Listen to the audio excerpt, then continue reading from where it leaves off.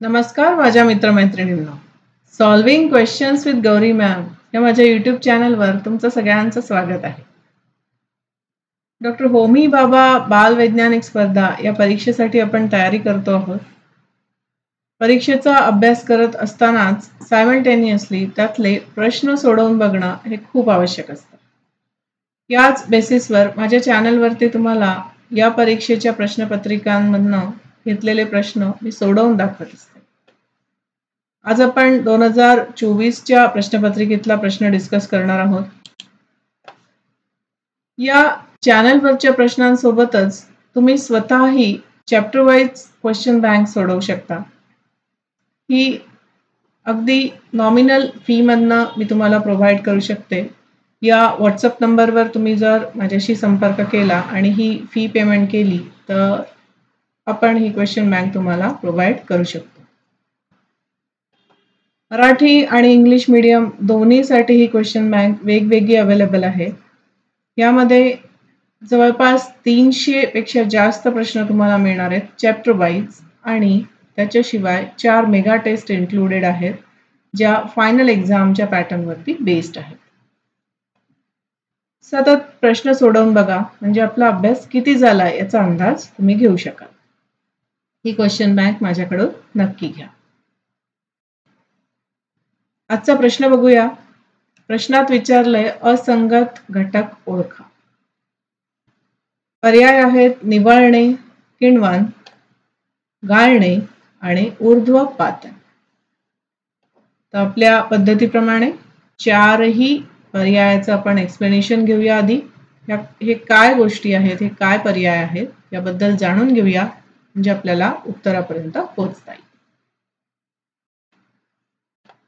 सगळ्यात सुरुवातीला निवळणे. अगदी सोपं आहे बघा. एखाद्या भांड्यामध्ये आपण जर गढूळ पाणी ठेवलं तर सगळा गाळ खाली साठतो आणि थोड्या वेळाने वरवरचं पाणी आपल्याला स्वच्छ झालेलं दिसतं. हे स्वच्छ पाणी आपण दुसऱ्या भांड्यामध्ये काढून घेऊ शकतो आणि हा गाळ फेकून देऊ शकतो. तर या पद्धतीला काय म्हणतात निवळणे.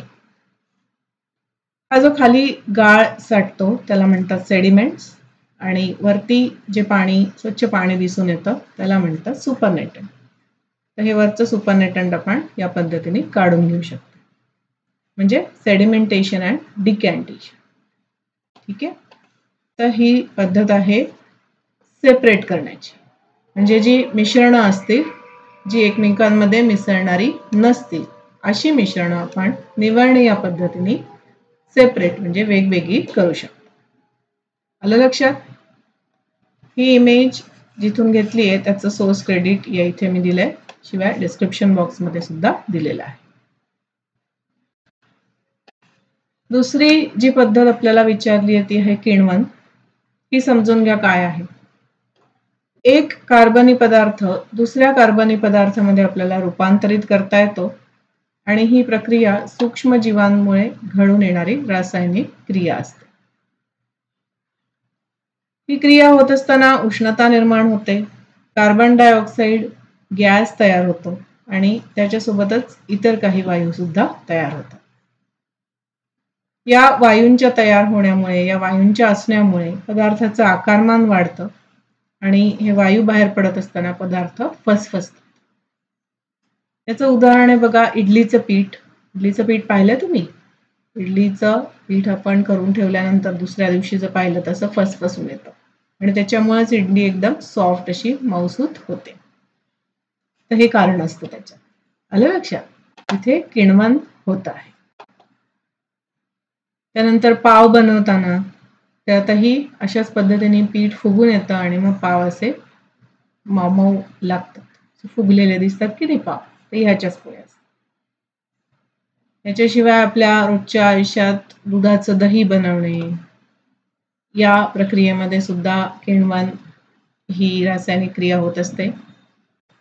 याच्याशिवाय अल्कोहोल तयार करणे, नंतर ॲसिटिक आम्ल, सायट्रिक आम्ल, लॅक्टिक आम्ल, जीवनसत्व, प्रतिजैविक यांच्या निर्मितीमध्ये सुद्धा किण्वन या प्रक्रियेचा वापर केला जातो.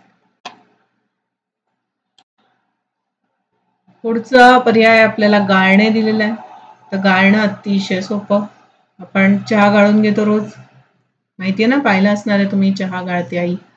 तर त्याच्यामध्ये चहापत्ती वरती राहते आणि जे चहाचं एक्स्ट्रॅक्ट आहे ते खाली येतं, जो आपण चहा पितो.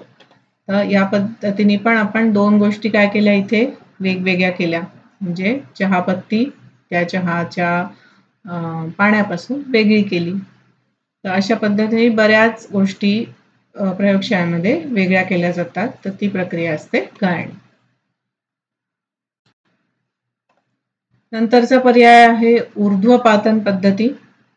इथे बघा कसं असतं, बर्नर लावलेला आहे ट्रायपॉड स्टँडवरती, तिवाईवरती गोल चंबू ठेवलाय आणि या गोल चंबूच्या आतमध्ये जे द्रव पदार्थ दिसतो आहे तो काय आहे, त्याच्यामध्ये मीठ आणि पाणी. मीठ विरघळलेलं आहे, त्याला आपण गरम करतोय. उष्णता दिल्यामुळे या द्रव पदार्थाचं म्हणजे पाण्याचं तापमान वाढेल, जे तापमापीने आपण नोंद करू शकतो. याला इकडनं एक नळी आहे, ही नळी पुढे जाऊन जोडलेली आहे इकडच्या शंकुपात्रामध्ये. आता काय होईल बघा, इथनं पाण्याची वाफ होईल आणि ती वाफ या नळीमधनं जाईल. आता या नळीच्या बाजूला जो भाग दिसतोय ती आहे संघननी. संघननीमध्ये पाणी आपण साधं आपलं पाणी घालत असतो आणि इकडनं ते पाणी बाहेर जात असतं. नळाचं पाणी याला जोडलेलं असतं, सतत ते आत बाहेर करतं. तर थोडक्यात होतं काय, ते थंड पाणी असल्यामुळे याच्यातनं जी जाणारी वाफ आहे त्याचं पाणी होतं आणि ही मधली जी नळी दिसते ना छोटी, त्या नळीद्वारे ती झालेली वाफेचं जे पाणी आहे ते आपल्याला या शंकुपात्रामध्ये गोळा करता येतं.